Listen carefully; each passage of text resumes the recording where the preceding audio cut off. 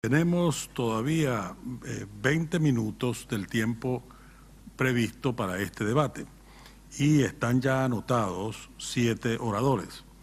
Así que les llamo la atención para que podamos aprovechar bien este tiempo que nos resta, porque bueno, aunque acabamos de hablar de pesca, es imposible repetir el milagro de los panes y los peces en los 20 minutos que nos quedan. Invito a usar la palabra al señor Reinaldo Figueredo, que es el primero de los... Muchas gracias, presidente. Si je me suis inscrit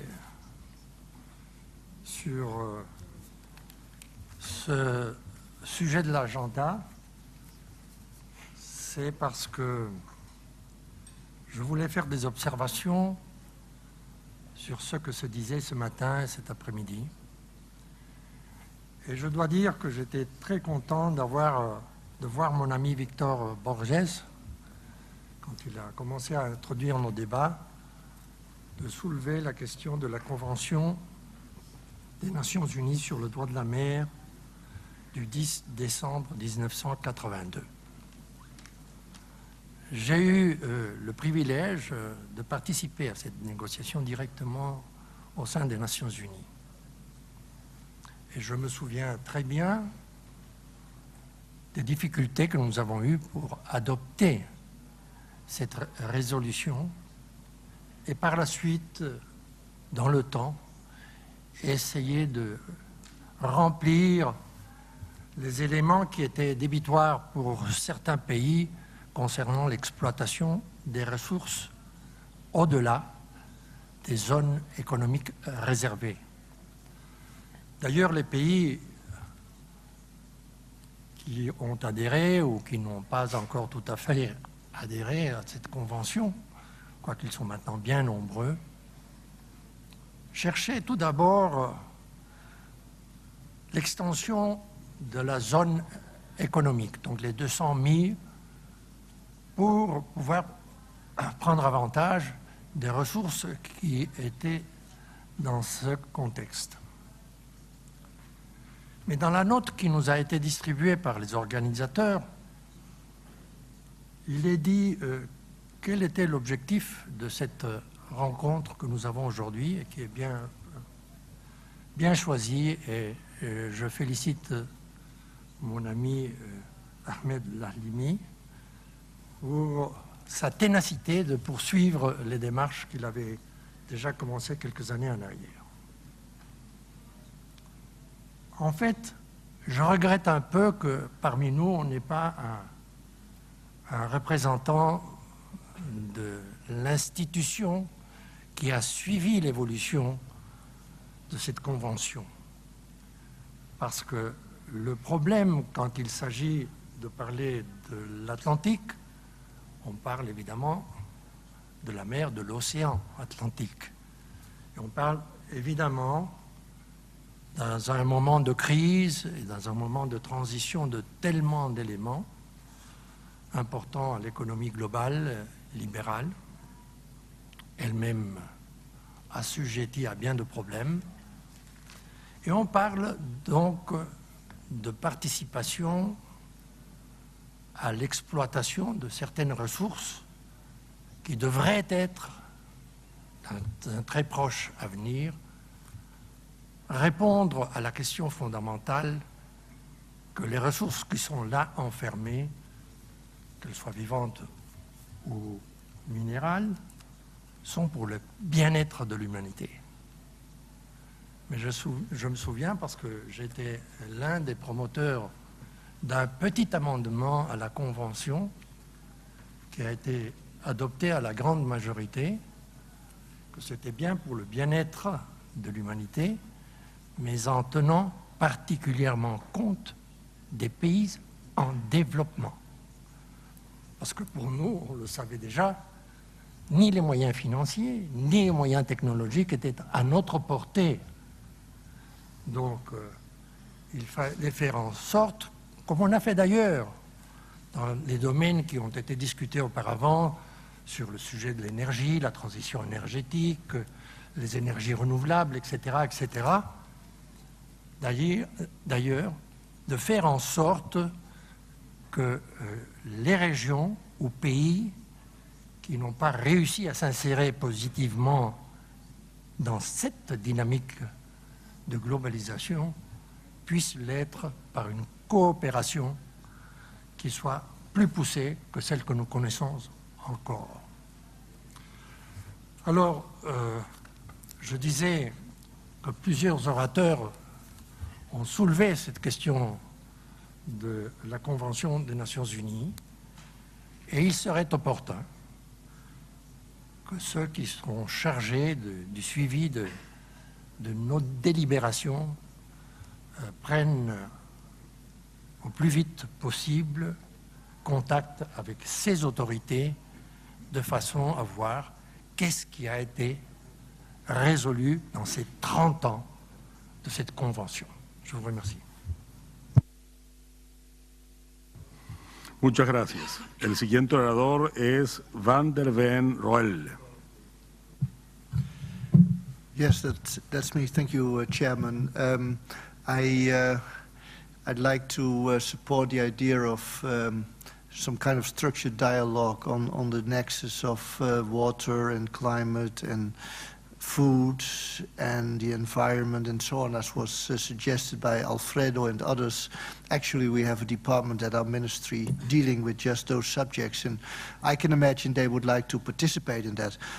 I would now focus on a much smaller issue. It's a big issue, really, but it's limited in a sense, the health of the ocean itself. And I don't think we will have much disagreement about that, unlike on some other more complicated issues, as Alfredo mentioned. The health of the oceans, including the Atlantic oceans, is rather poor. This led the World Bank last February in Singapore to start an initiative, a global partnership on the oceans, and trying to get all kinds of organizations together to do something about the pollution of the oceans, so that's plastics and other stuff, and to restore the fish stocks to a higher, more natural level. The figures are alarming, also in the Atlantic Ocean. And it's obvious that this will lead to big problems for people who have jobs there, for people who eat fish, and I think it's a matter of our natural heritage. Now, if there is one issue that we as an Atlantic group should take up, I think it is this issue, because we can have disagreement on almost anything that was mentioned here, and on many other topics we have already structures in place, but not really on this. We have a lot of rules and regulations, and some might actually work, but the general effect is far from optimal. So I would really suggest something that I hate to do is a new institution or something. I always agree when people say don't do that, no new bureaucracies and all that. I fully believe in that. But here maybe we should make an exception and create something like an Atlantic Ocean Institute. And I mean actually a building with bricks with people working in it.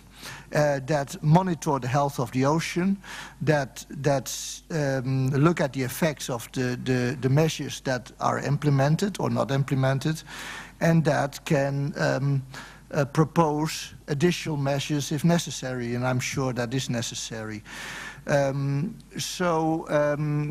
It's just a proposition. I know in these days it's not very popular.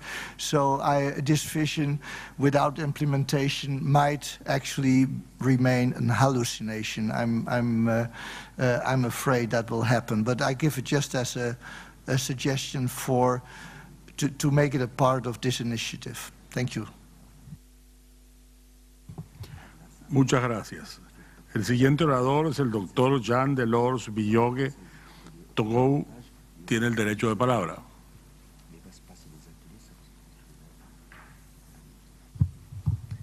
Merci, Monsieur le Président. Je voudrais remercier le Haut-Commissaire au Plan de m'avoir associé à cet événement et je me sens à plusieurs niveaux concerné.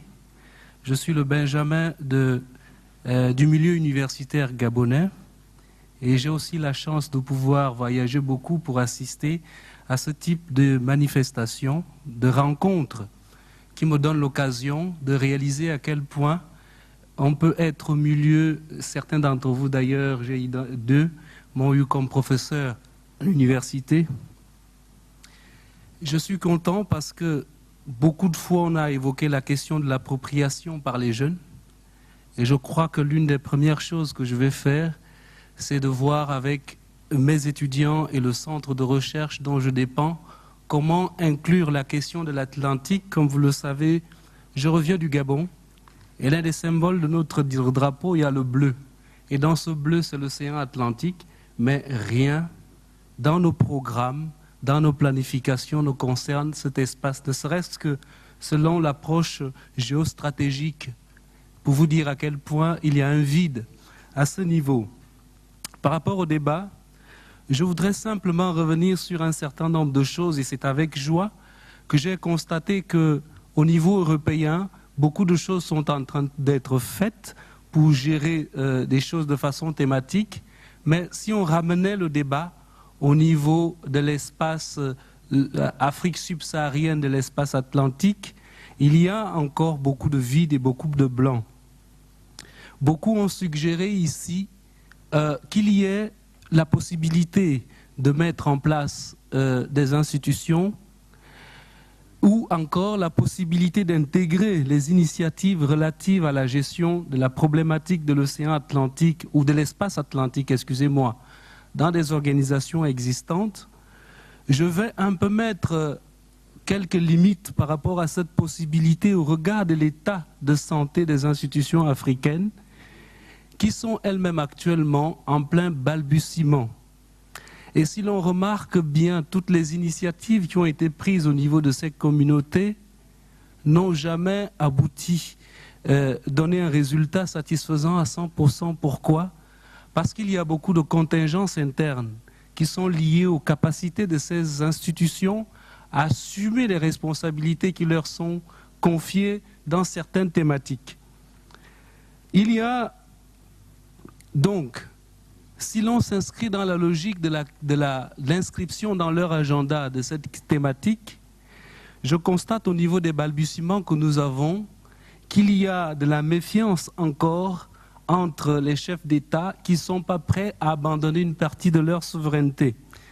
Est-ce que aborder la question au niveau institutionnel, au niveau des communautés économiques régionales, va nous permettre d'accélérer le processus d'intégration de la question dans l'agenda pertinent de la recherche des solutions aux problèmes communs ou bien de la recherche des moyens d'exploiter les opportunités qu'offre cet espace. Au niveau interne, puisqu'on a parlé de la possibilité de gérer de façon responsable le patrimoine commun, mais quand on parle de la gestion du patrimoine commun, il y a les acteurs. Et les acteurs, les premiers concernés, ce sont les États.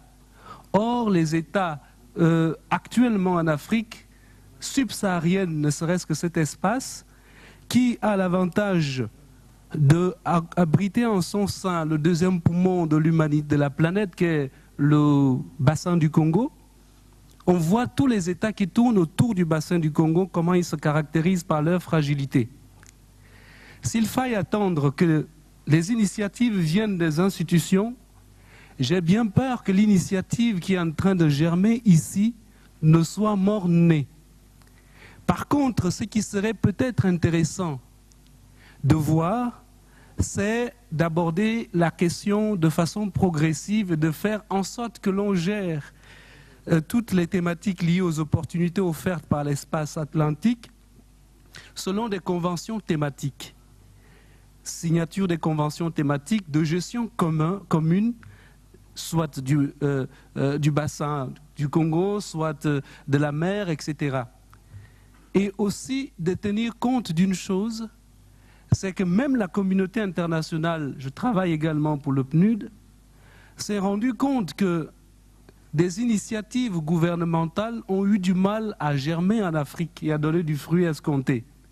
Alors il y a eu depuis quelques années un changement de paradigme qui consiste aujourd'hui à responsabiliser les collectivités locales. Et actuellement, il y a un processus de décentralisation qui est en cours dans la quasi-totalité des États africains. Mais est-ce que dans notre approche de la gestion des questions liées à l'espace atlantique, il ne faut pas insérer ou bien donner un rôle important à la gouvernance locale, aux collectivités locales qui, à cause de leur proximité, on est par exemple dans une ville qui, le modérateur précédent l'a expliqué, en regardant de la fenêtre de son hôtel, voit l'océan Atlantique, et les premiers concernés, c'est la collectivité locale dont dépend cette ville, pour essayer, à mon avis, d'accélérer le processus d'appropriation et le processus d'intégration dans nos différents agendas. Voilà, Monsieur le Président de séance, Monsieur le Haut-Commissaire, tout ce que je pouvais dire par rapport à cette intervention. Il est difficile d'intervenir en ouvrier de la dernière heure parce que les autres ont quasiment tout dit. Je vous remercie.